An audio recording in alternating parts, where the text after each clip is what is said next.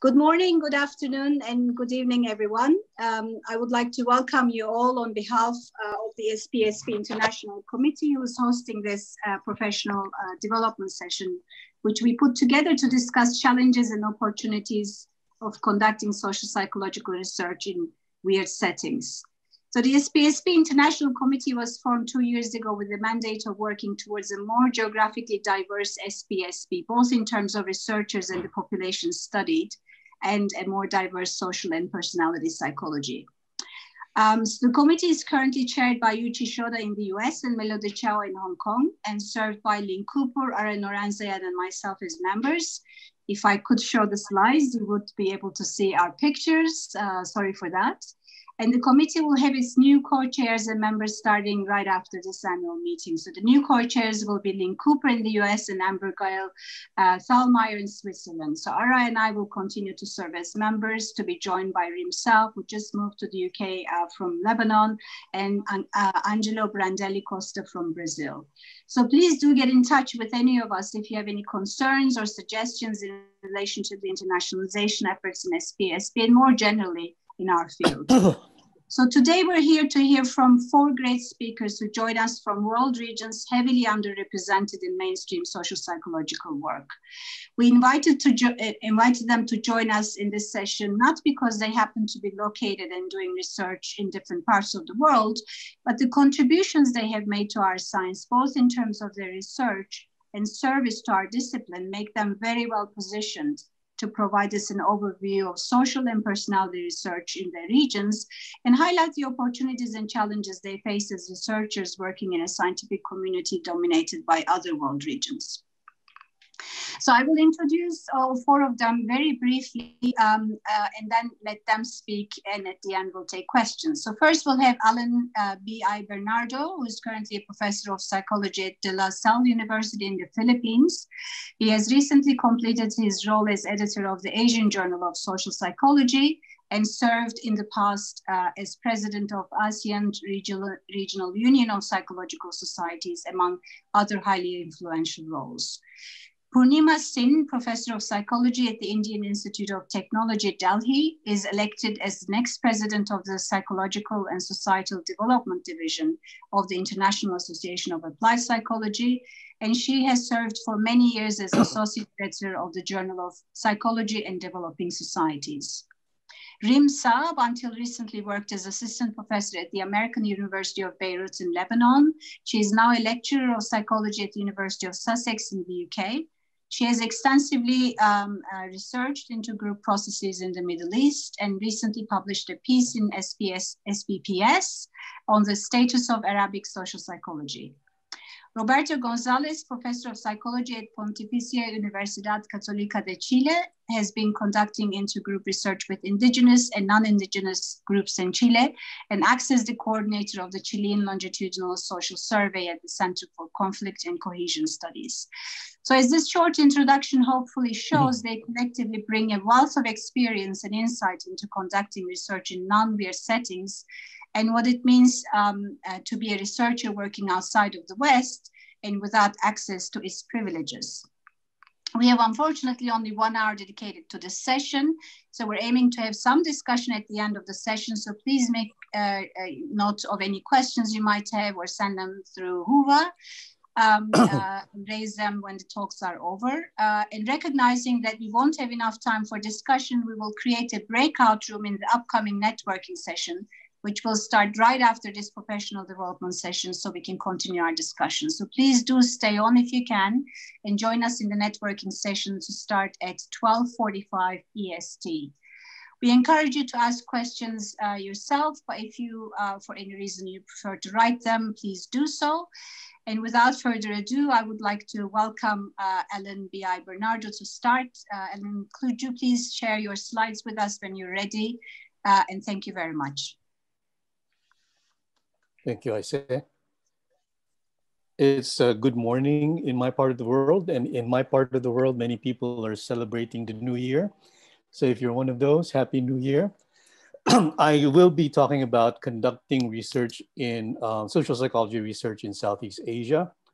And for those of you who are not very familiar, when I speak of Southeast Asia, I'm referring to 11 countries, and I grouped them into three based on the extent to which there's social psychology research going on. East Timor, Laos, and Myanmar are three countries where psychology is just emerging. There would be departments of psychologies in the universities, but there probably is not a lot of activity going on in research in social psychology. Brunei, Cambodia, and Vietnam are countries where the psychology departments have been established for a little bit longer. But these are not big departments. They're usually focused on education-related research and also mental health research. The five countries to the right of my screen are where there are growing psychology communities, particularly social psychology communities. This is Indonesia, Malaysia, the Philippines, Thailand, and Singapore. I put an asterisk in Singapore because it is kind of an outlier. Geographically, it is in Southeast Asia, but culturally, it is typically included in the East Asian countries. And even in terms of the level of social psychology research, they are more consistent with the pattern of our East Asian neighbors. Now, the research context in these Southeast Asian countries reflect a very strong interest in applying social psychology to understand very local social problems and community concerns. So there is not as much not a very strong concern about developing new theory, but there is a concern of applying concepts, theories, and social psychological approaches to understand very specific social problems in the country. I should say, though, that theoretically there is a strong interest in developing more indigenous concepts, local constructs to understand local social phenomenon, and also more general psychological phenomenon. So in many of these areas, there is an indigenous psychology movement. And the approach draws a lot from local philosophies, local concepts, and the methodologies often involve linguistic analyses. And the region is very diverse linguistically. I'm going to speak about that later on. Just to give you a bit of examples of what types of social concerns are addressed in research being done in this part of the world. In Malaysia, there's interest in intergroup relations among the major ethnic groups. In Indonesia, there's very strong interest in interreligious violence and also countering terrorism. In the Philippines, there's been recent interest in studying historical revisionism and also applying social psychology to understand human rights problems in the country. In Thailand, we see a lot of research using social psychological approaches to evaluate interventions promoting health. In Vietnam, psychology has been involved in understanding rapid social and economic change going on in the country, in different parts of the country. In East Timor, although there's not a lot of social psychology research going on, there has been work applying social psychology to understand peaceful democratic transitions that happened in their country a decade ago. Now, where does this research happen? Usually in universities. There would be a few cases when some international funding agency from EU or Australia, AusAid, would be doing research with an NGO, but most research would be going on in universities. With the possible exception of Singapore, most universities in Southeast Asian countries would have minimal infrastructure for engaging in the level of social psychology, the type of social psychology research that's going on in North America and Europe. Just for example, many universities don't even have a mechanism for conducting research ethics reviews. There might be systems for recruiting participants, but this would be more for cross-sectional surveys. It is often very difficult to conduct longitudinal studies and longitudinal surveys. It is possible, but the infrastructure is not there. Lab space, data collection software, analytics software may exist in the stronger, bigger universities, but they're not common in most departments of psychology. I should also mention that the researchers are usually faculty members of departments who have to teach maybe 4, 5 courses every semester. So the teaching responsibilities take a lot of the researchers' time. There are very few postgraduate programs that specifically focus on social psychology. In my country, in the Philippines, for example, there are actually only 2 universities that offer postgraduate degrees in social psychology. In other countries, like in Malaysia and Indonesia, the postdoctoral program, the postgraduate programs tend to be more generalist, but students do research in social psychology, and there's a lot of interest and motivation there as well. Now, we were asked to speak about how psychologists in our part of the world look at weird social psychology.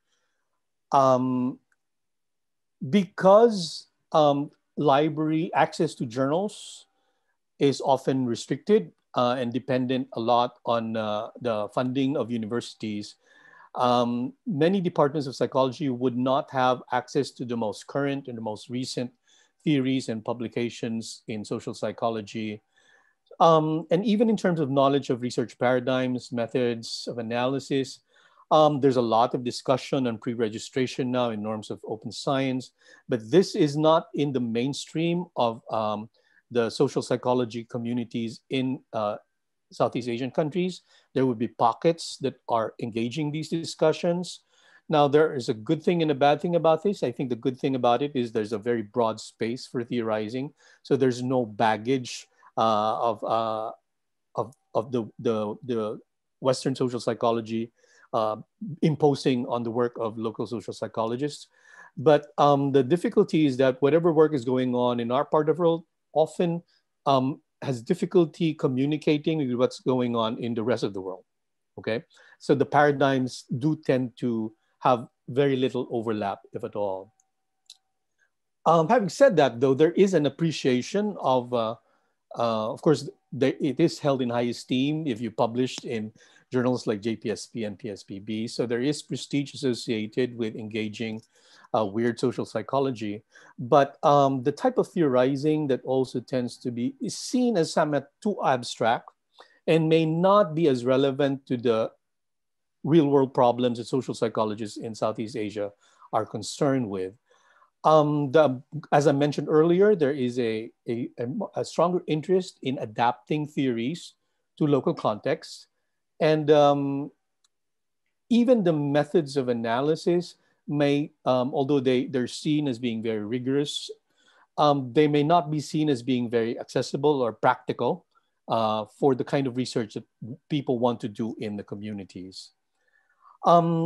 I do think that there is a very strong push in universities in many countries in Southeast Asia to support research. So this opens a very big opportunity for researchers from every part of the world to engage Southeast Asian social psychologists in doing research. And outside the academe, people in the community, policymakers do see social psychology as being very relevant in informing policy work and engaging community problems. And I think one very important opportunity is that social psychologists in the different Southeast Asian countries are strongly motivated to learn. Because of the pandemic, we realized we can interact without actually having to sit together in the same room.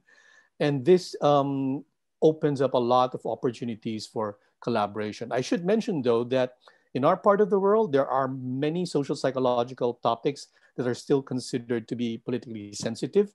So there has to be a lot of care in terms of how certain topics or problems are approached. Just finally, just to share with you, Southeast Asians actually account for 8.6% of the world population. So even if any of you read about research from East Asian countries, you probably do not read as much about what's going on in Southeast Asian countries. To some extent, Southeast Asia is the underrepresented Asian in social psychology. I think maybe Purnima will also include South Asia in that statement. But for those of you who are really interested in culture, in societies that are very ethnically diverse, where there's a lot of religious diversity, linguistic diversity, there's long-standing socioeconomic inequality, There's a great deal of divergence in terms of the types of political and governance systems. Most Southeast Asian countries also went through a very long colonial history and have continuing post-colonial experiences, and where issues related to inequality intersect. There are many different intersecting sources of inequality. So I'm very excited to think that the rest of the world will be engaging Southeast Asian social psychologists, because it's a very viable place for social psychology to grow, and the motivation is there. I mentioned earlier that I was president of the ASEAN Regional Union of Psychological Societies. This is a network which is small, but regularly meets every 2 years. So there is a forum in which social psychologists in this part of the world can be engaged. And just as for my last slide, I just want to talk about, if you want to find out what we're doing, there is a Asian Association of Social Psychology conference going on in July. This is going to be online. And you don't have to travel to Korea. Ideally, you would. But you can be in your own offices and find out what we're doing in this part of the world. And we also will welcome presentations so that we can begin conversations. I think my time should be up, I said. Thank you. Yes, thank you very much. Thank you very much for your contributions. We're now moving on to Purnima Singh's presentation. So Purnima, if you could please share your slides with us. And yes, thank you all for your patience at the beginning of the session.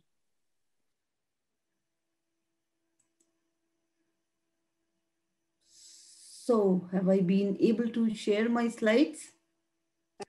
Cannot see them yet myself. So is it, can you see it? Because I can see it. No, not yet. You have to hit the share button on the bottom and then select the desktop. Okay. Oh, God. Share screen. I am pretty bad with all this. So yeah. So you see this share screen button, press that and then, yeah. There we go. Yeah, coming. So not that bad. And, we've been struggling with technology in the last few months. Now, if you can start the presentation and make it full screen so that we can all see it better. It's right. Okay. Move your mouse to the bottom right hand side. Or I can probably do it for you. Can you do it? I can. Is it fine? All right, okay. There you go. Okay. So thank you for giving me an opportunity to talk about social psychology and the problems that we have, the challenges that we have, and also how we have overcome. Because as I will assure you that you do find some very good quality work that has been done by Indian social psychologists, which is kind of world class. But at the same time, there are a variety of problems that we face. It's now about 40 to 11 here, so it's nighttime. I thought I would have to keep awake, but that's not the true. I'm okay, right now. Okay, so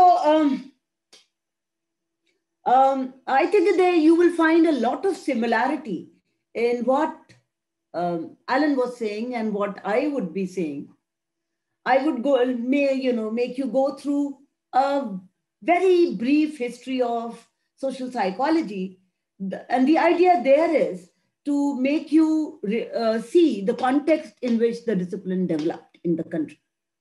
Now, if you look at psychology in India, we have now completed over a century. In 2016, the first department of psychology was established. And this has been influenced by a host of factors, ranging from, and India is a cradle of philosophy. So philosophical traditions to changes in the research priorities within the discipline itself, along with current events and societal and national concerns. And that is something that we need to appreciate. So what, it's a, amalgamation of a lot of traditions, both philosophical as well as common sense wisdom, as well as being influenced by current events and, as I said, even national concerns. So I've already said that the first, department was established in 1916, and it was Breonna Taylor who introduced psychology as a subject in the philosophy department at that time. It was in 1916 that it became an independent department of psychology. Okay, a few landmarks. 1923, the Indian Science Congress introduced a separate section of psychology. So it got accepted by the mainstream. We had the formation of the Indian Psychological Association in 1924. And then the publication of the first psychology journal, the Indian Journal of Psychology, took place. Now, post-independence phase, what you find is that there's a remarkable expansion of the discipline, with psychology courses being taught in a large number of Indian universities. At the same time, there was a vast expansion in terms of number of psychology professionals, professional psychology associations, publications, as well as academic journals. Okay, now what is promising? And I think that's one of the main strengths of not just psychology in the country, but also social psychology. And here I'll become more specific to social psychology. What is promising is the cultural sensitivity, which is seen in the discussions and debates centering around culture-based concepts, methods, practices in the field. So that kind of a discussion has now kind of taken a center stage. And there has been an emphasis given to contextually and socially relevant research. This is not just new. And because at a time, when mainstream social psychology was preoccupied with individual level variables, some Indian social psychologists introduced group and cultural variables in the study. And examples are some research on rumor, which was conducted by Prasad and Sinha in 1952. Now, as far as the earlier social psychology in the country is concerned, earlier work was more experimental or quasi-experimental and field studies. And, some of this work, which was done, paved the way for future research developments. You also find that there has been a change in the kind of social psychologists that have come forward. Now, initially, a lot of our seniors, and I'm here using, to people who came before, our generation or my generation, a lot of them were trained in the West. They came with those theories and models, and they were mostly trying to test them, validate them, and maybe slightly extend them in the Indian cultural context. But during the 80s, their students came up, and there you find an advent of a new generation of social psychologists. The advantage is that these social psychologists were trained in the indigenous context and were more appreciative of the social reality and raised issues related to methodological artifacts and incompatibility between social psychological theories and Indian social reality. And one of the main names that I need to talk about here is Professor Durganand Sinha. So he's a father of psychology in India and social psychology. If I say that, I do not think that is a kind of an exaggeration. Okay, now one of the concerns, and this concern was raised quite early on by another psychologist, Uday Parikh, and he raised the concern of relevance. And he talked about the multi-dimensional nature of relevance of social psychology research. Now, obviously, when you're talking about relevance, relevance may have many references, such as being relevant to certain individuals, relevance to group, relevance to social and cultural context. And I quote here from Parikh, relevance of a science can be defined as its sensitivity to and concern for a referent and its capability to respond to its needs, resulting in a better insight into the problems and a contribution to the search for solution. So since 81, this, relevance has been kind of an often discussed notion, whether it is relevance of the research methods, whether it is relevance of the social and the cultural context. And people like, of my generation have grown with articulating relevance and talking about the relevance of the research. Now, there are many opportunities that we have in India. And let me talk about some of these opportunities that we have. We pride ourselves by saying that we are unity in diversity. So there are variety of regional groups, there are various linguistics groups, there are various ethnic groups, there are various tribal groups in the country. And so it gives you a place to do a very, I would say, the different diversities. So many diversity-centric research. That's one of the major advantages. And this diversity is perhaps a very important opportunity, but it's also a challenge. And I will talk about how this is a challenge in some time. But I must praise our Indian researchers. And I think so many of us, not just Indian, many of us who are working not in that privileged environment, which many of our Euro-American counterparts are working, we actually are highly, we are very good in something that is learned resourcefulness.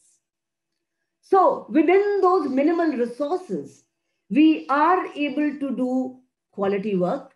We are able to stand up, and many of the social psychologists in the country have actually contributed quite a lot to both research as well as practice of psychology and teaching, both in the international forums as well as other forums.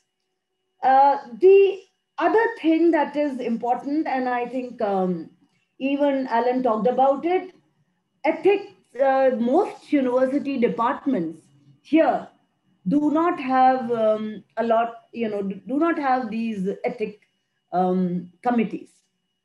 And so that's a very major concern. But as with time, we are seeing that concerns about ethics are becoming important.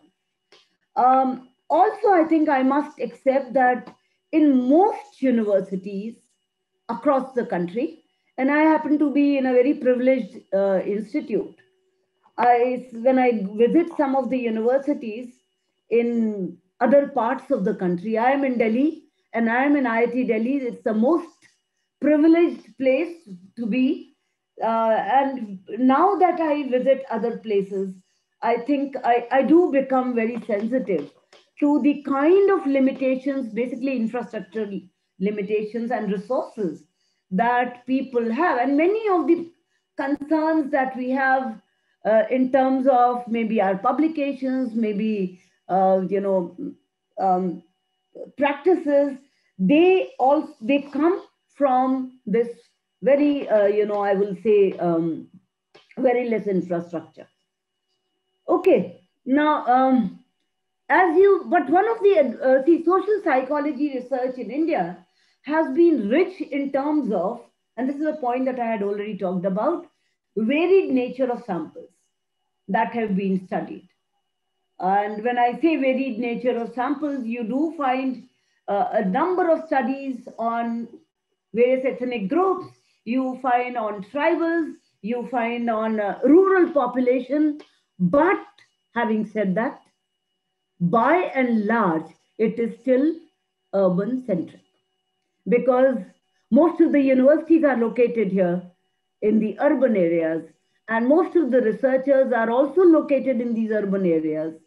And therefore, a lot of research is urban centric. Now, Purnima, I'm really sorry to interrupt, but would you be able to wrap it up, please? 2 minutes, yeah. Also, researchers have been very insular in their approach. And we do find that it's important to kind of cross boundaries and discuss with other social science disciplines in order to do a meaningful social psychology. I'll just take 1 minute, and this is borrowed actually from Culture Cycle of Psychological Science by Marcus and Kitayama. And they talk about these essential dimensions: ideas, institutions, interactions, and individuals. I would like to add methodologies here, because when you are doing research in such kind of non-weird context, the appropriate method becomes a very important factor. I know when I go and work in the rural areas, our 5-point rating scales make no sense. And therefore, we need to adapt our methodology to that kind of an environment. And 1 more minute I'll take. So I think we really need to move on to the next speaker, Purnima. I'm really sorry. But thank you very much for your presentation. Thank you very much. We'll talk about these issues a little bit more later on. Thank you. Sure. Thank you. Rim, could you please share your screen? And you, Purnima, if you can unshare your screen, that would be great. Okay. Thank you. Sure. So sharing, 1 second. Okay, so, and, okay, so hopefully you can see my slides. Yeah, everything is okay. So hello, everyone. First, I'd like to thank you, Aisha, for inviting me and for this wonderful opportunity to be here today sharing perspectives from the Arab region. And I have to say, it's really wonderful to hear about what's happening in other regions. It's really stimulating. And I'm sure there's a lot that we can all learn.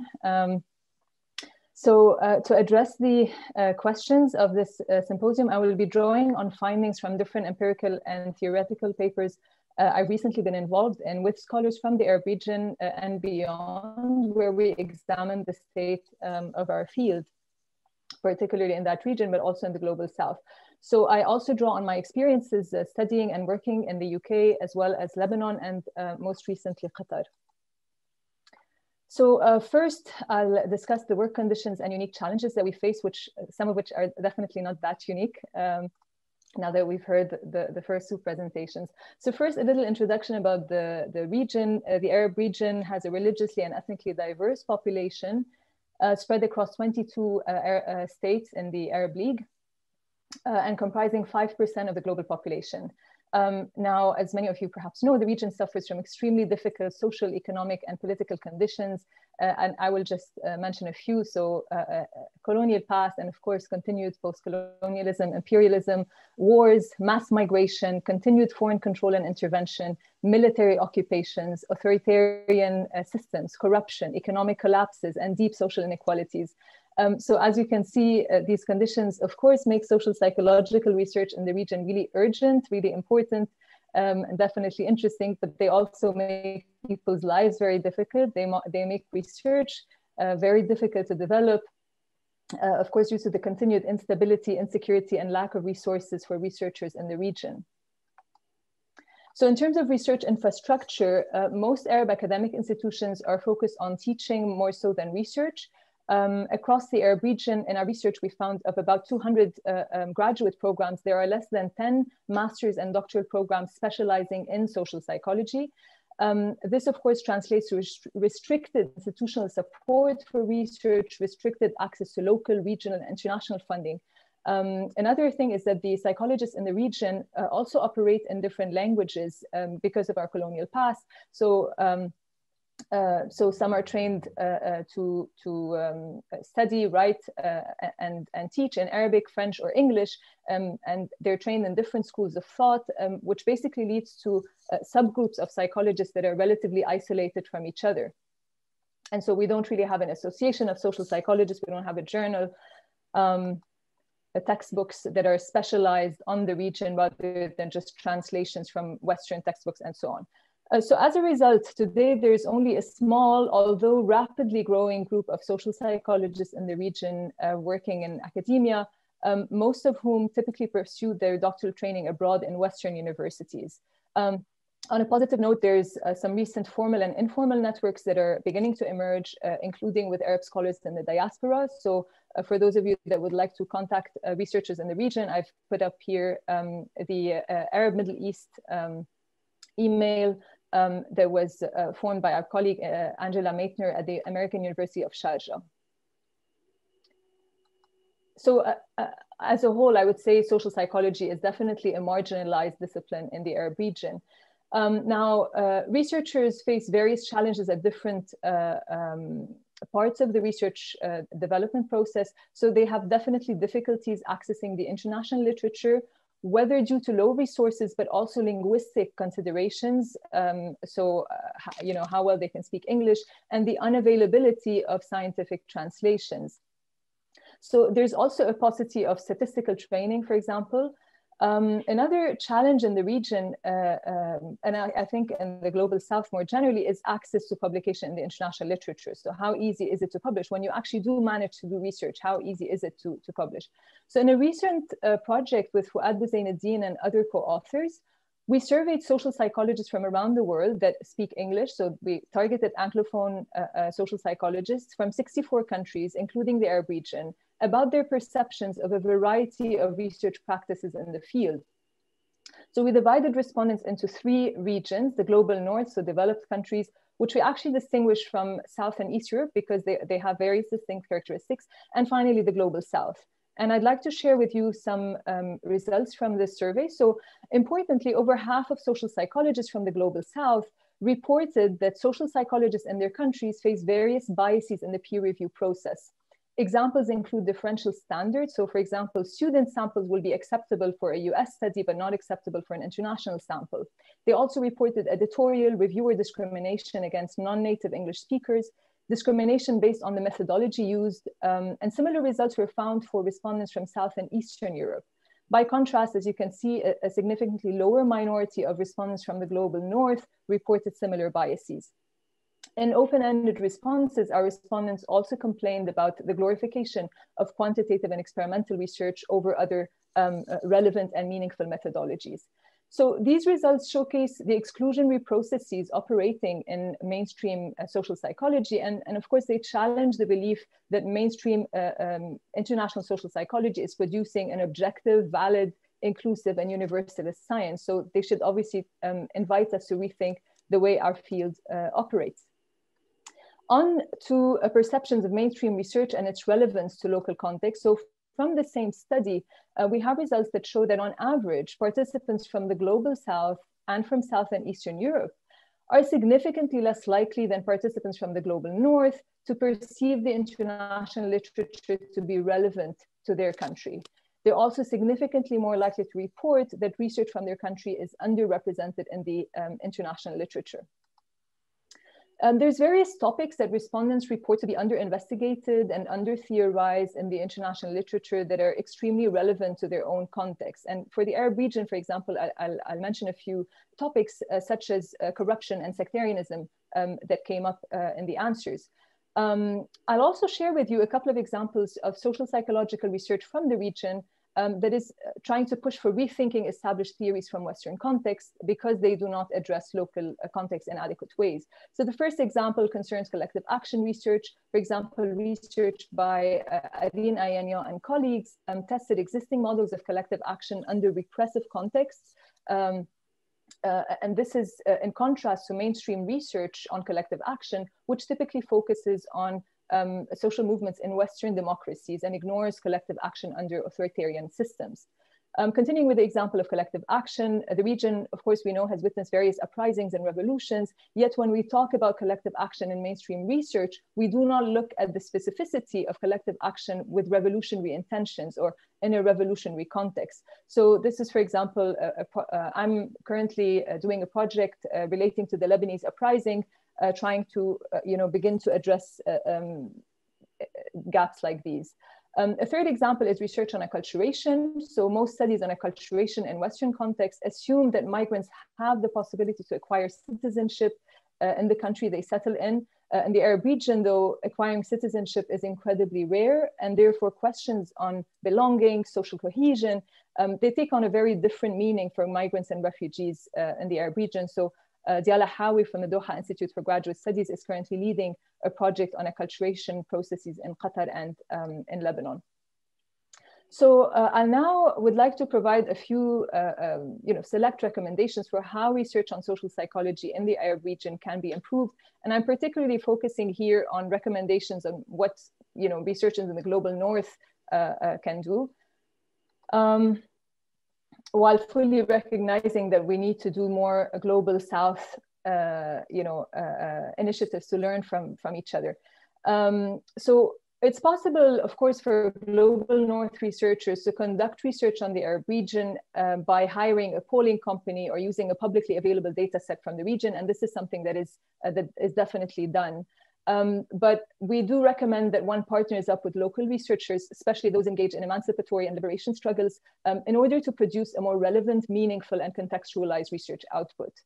Another thing is that when collaborating with Arab scholars in the context of large-scale projects involving multiple countries, make sure you don't treat your collaborators, you don't turn them into mere data collectors that don't really have an input from the inception of the project. So engage with them in a true partnership. And involve them in the different stages of the research project.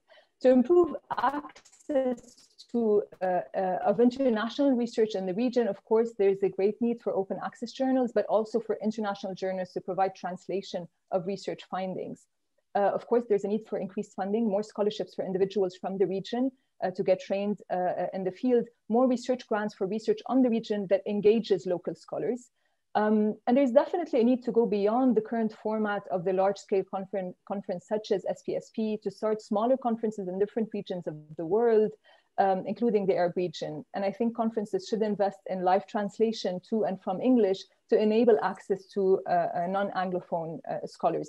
And such conferences can also help provide methodological workshops that can improve local training, for example, in statistics and beyond. Rim, would you be able to wrap up, please? Yes, I'm, just give me 1 minute and I'll be done. There's definitely a need for having more space from the region in international journals. And I think this requires that we rethink the current biases that are shaping our field as journal reviewers, editors, consumers of research, as we, as the results I shared with the survey with social psychologists from around the world shows.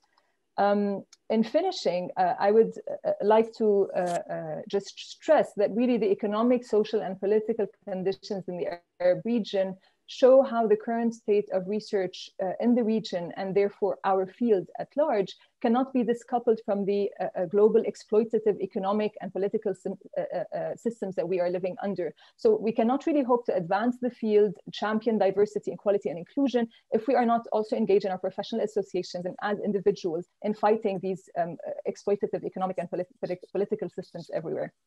And in concluding, for those that are more interested in perspectives from the region, I would like to draw your attention to a panel on Sunday on emic perspectives from on social and personality psychology in the Arab region. We have, I think, 5 scholars, Arab scholars from the regions that are talking, so I would encourage you to attend that. And thank you very much for your attention. Thank you very much, Rim. Thank you very much. And thank you for my collaborators as well on the last slide. Thank you. Thank you. Roberto, could we please have you share your slides? Yes. And in transition, I would like to remind everyone that we're going to continue our discussion in the upcoming networking session, which starts at 12:45 EST. because it looks like we won't be able to have much of a discussion in this current session. So please do join us there. Yes, Roberto, please. Hold on, I'm just trying to connect. Okay. Can you see my slides? Can you see it? I think it's about to start. It says double click to enter full screen mode. That's what I'm seeing.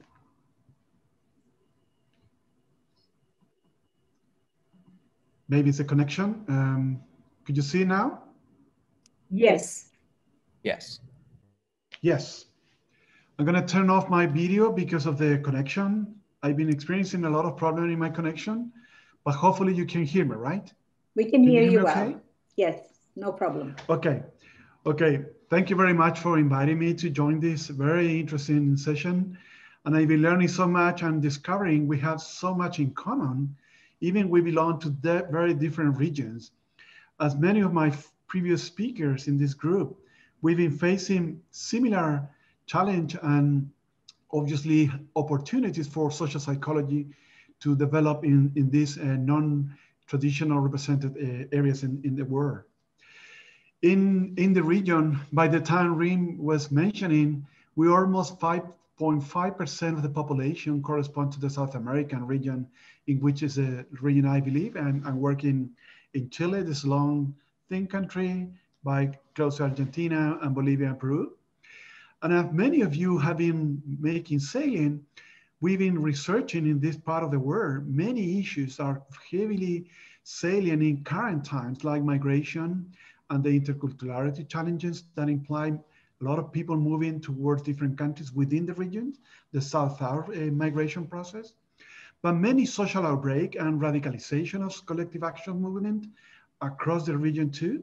As you well know, the majority of our countries in South America experienced a dictatorship during the 70s and the 80s. So that created a strong change in many social issues that after recovering democracy in many of these countries for many years, many changes start to operate at the social level. So social movement, social cohesion, democracy, social change, indigenous issues and gender issues are now major topic of research and major interesting topics for all democracies in the region. I'm going to like to mention, because of the strong influence of social psychological research has been embedded in different research centers. These are the two major centers in Chile. And I mention this because many of my colleagues in the region are really struggling to get funding, as many of my previous presenters did say. There are not many research funding available for social psychological research in the region. And we were lucky when in Chile, about 7 years ago, the state agency in charge of promoting research launched these two large research center funding that are now targeting very relevant issues addressing change in the structure of Chile at different levels, but all of these centers are interdependent of different social science disciplines involving political science, sociology, anthropology, economics, history, literature, philosophy. So these major centers are now kind of driving the research in the region. And of course, it's been very difficult to create this culture because social science was left behind for many years in the development of science, generally speaking, in our region.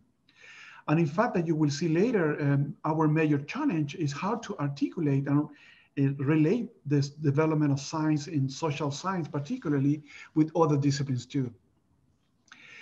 As you know, social movement is a big issue in many countries, right, as we speak.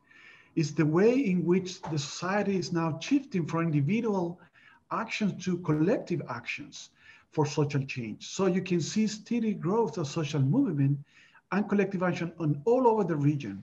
The student movement regarding social change and inequality in the student system, pro-indigenous movement, as you will know, in this part of the region, as well as in Asia and India and other in Canada, Australia, and the US, a lot of indigenous communities live.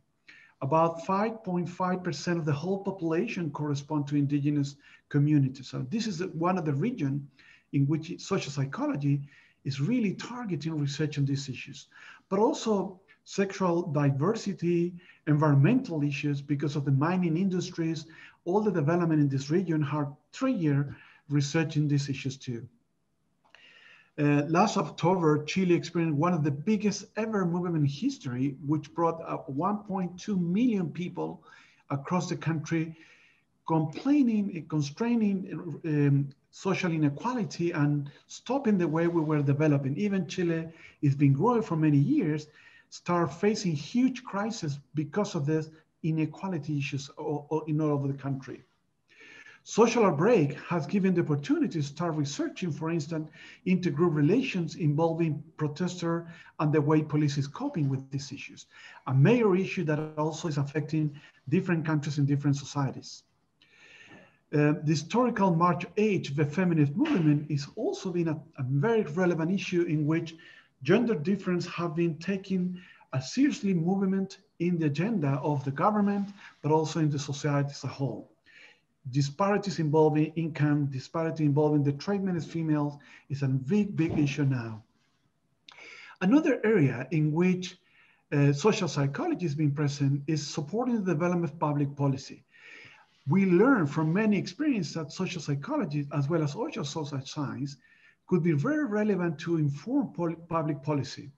And many governments are now eager to be connected with social scientists.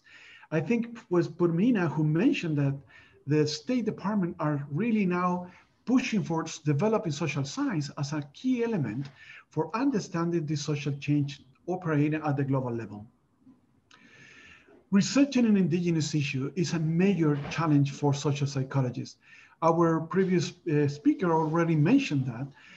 Because the way we were been developing theory in social psychology, especially driven by Western theorizings, had not really been conceived to address issues that are coming from indigenous people, indigenous way of living, of thinking.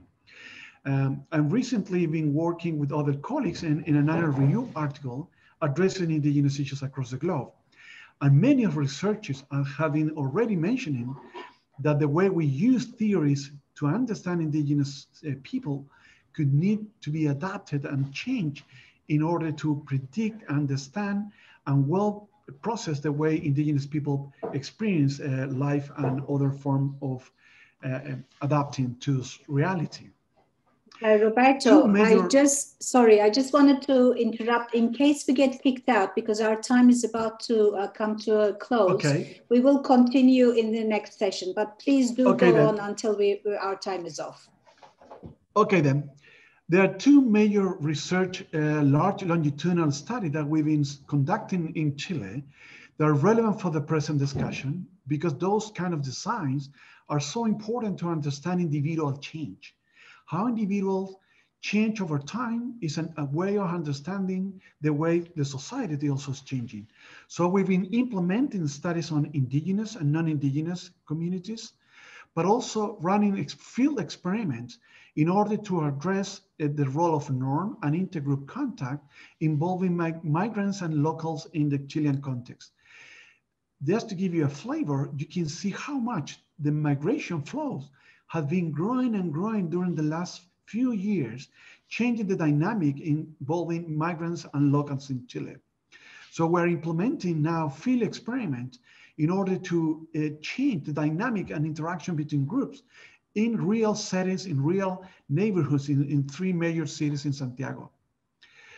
There's also another longitudinal study addressing social change that would allow us to understand how civic engagement, collective action, perceived conflict, intergroup interaction between social class, again, are driven by changes at the individual levels.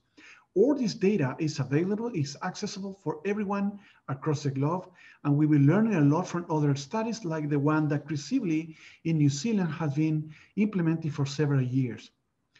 We also put attention on training young researchers.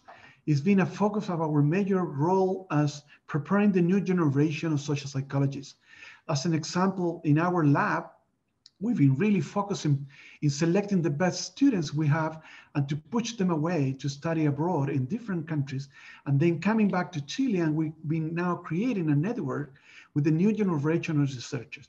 Very important is to involve undergrad students from early on and not just wait when they are postgraduate students. The next step of challenge, many of you were already mentioning, are regarding the publication. This is a serious issue in the region because of our region mostly speaks Spanish, and all the international journals, the mainstream journals, are basically publishing in English. So addressing this barrier is a very relevant issue to push for publication with data coming from this part of the world. But also, it's important to advance human capital training abroad. Ironically, we need to provide people, our new generation of psychologists, with training in different contexts to develop a new method and new theorizing here in the context of Latin America. Fostering national, regional, and international networks is a critical issue too. In our perspective, we need to work with other regions experiencing the same kind of social change issues in which we can learn.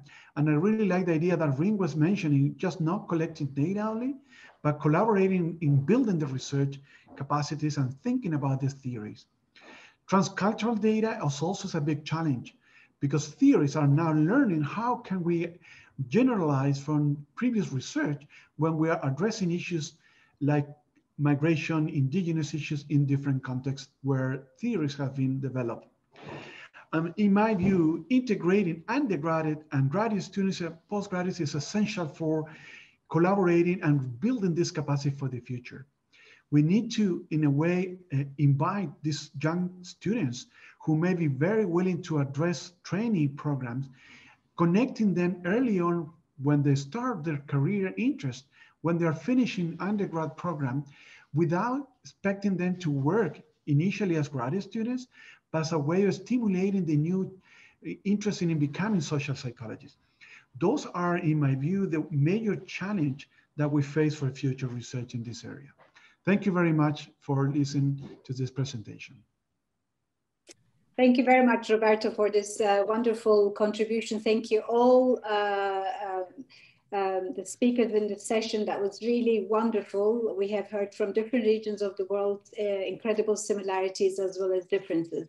So as we said earlier, we have another session starting right now, has already started, titled A Conversation About Conducting Social Psychological Research in a Non-Weird Setting in the Post-COVID Era. So if you could please join that session, we're going to continue our discussion and conversation in there. So there's going to be 2 breakout rooms. Look for the one that is about this particular session. So see you all there, and thank you very much for joining.